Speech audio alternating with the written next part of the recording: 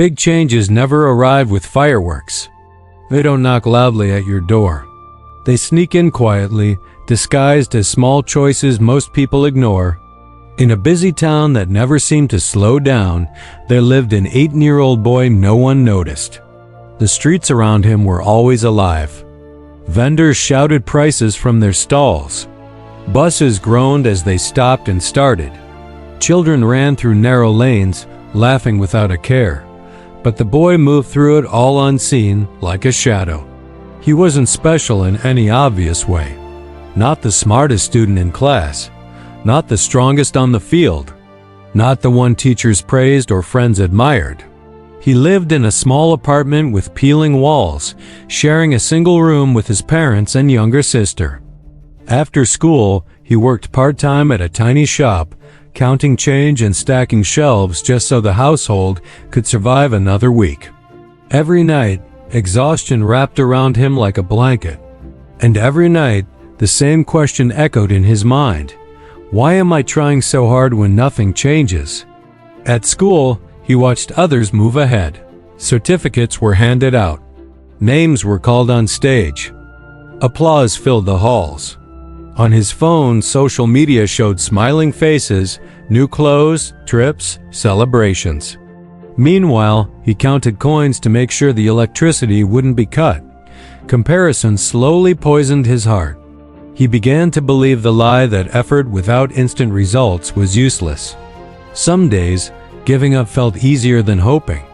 One evening, after a long, hard day, he sat beside his father. The old man was repairing a broken wooden chair, the kind most people would just throw away.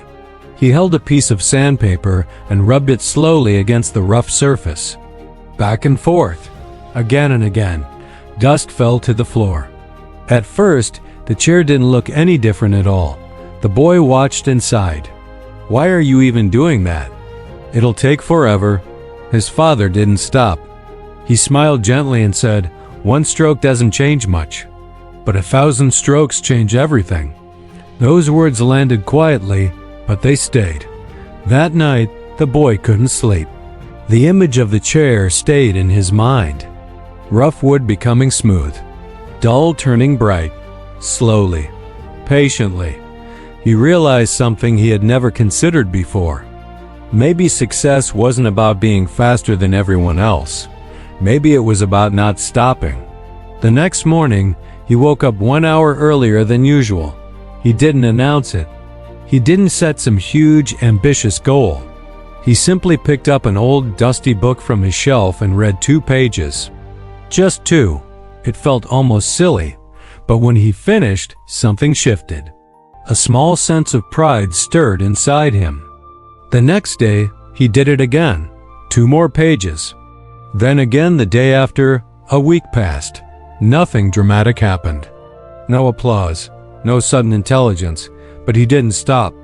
A month later, he turned the last page of his first book. He stared at it in disbelief. For the first time, he had finished something. And that's when he understood. The power wasn't in the book. It was in consistency. Life didn't suddenly become kind. His friends laughed. 2 pages a day? What difference does that make? They said. When he started doing 10 push-ups every morning, they mocked him again. You think that'll change anything? Some mornings his body felt too heavy. Some nights, doubt whispered, "You're wasting your time. You'll never catch up." But he remembered the chair. 1 stroke means nothing. 1,000 strokes change everything. So he kept going. 2 pages became 5. 5 became 10. Words stopped feeling heavy. His mind grew sharper. He began answering questions in class. Teachers started to notice. He even surprised himself. His push-ups turned into stretches. Stretches turned into short walks. Walks turned into runs. His body grew stronger, not overnight, but undeniably. He started saving just 1 coin a day. Nothing more. People laughed at that too. But months later, those coins became tools. With them, he began repairing watches for neighbors. Slowly, trust spread. 1 customer became 2. 2 became many. Years passed quietly. By his mid-20s, he was no longer invisible. He ran a small but respected repair shop that people relied on. He had read dozens of books. His body carried a strength that was earned through discipline. Not flashy, not loud, just steady. One day, he was invited to speak at a local school. Standing in front of those children, his hands trembled. He remembered the boy he used to be, the one who felt so far behind, the one who almost quit. He took a deep breath and spoke the truth. Success is not built in one day. It's built in small actions repeated daily. Read one page, save one coin, take one step. Begin small, but don't stop. The room was silent. The children listened. The teachers nodded. By his 30s, his shop had become a workshop. Apprentices learned under him. His reading habit had turned into a personal library. His discipline gave him an energy that others lacked. People trusted him not because he was extraordinary, but because he was consistent. When asked about his secret, he always smiled and said, "There is none. I just refuse to quit."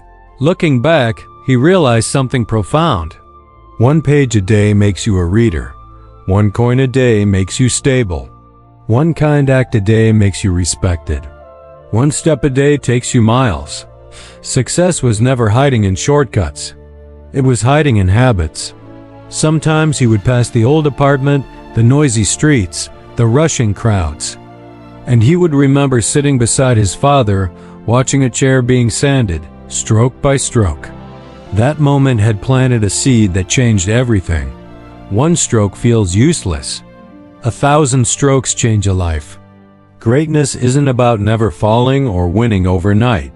It's about standing up every single day and taking one small step forward, even when no one is watching, even when it feels pointless. Keep walking.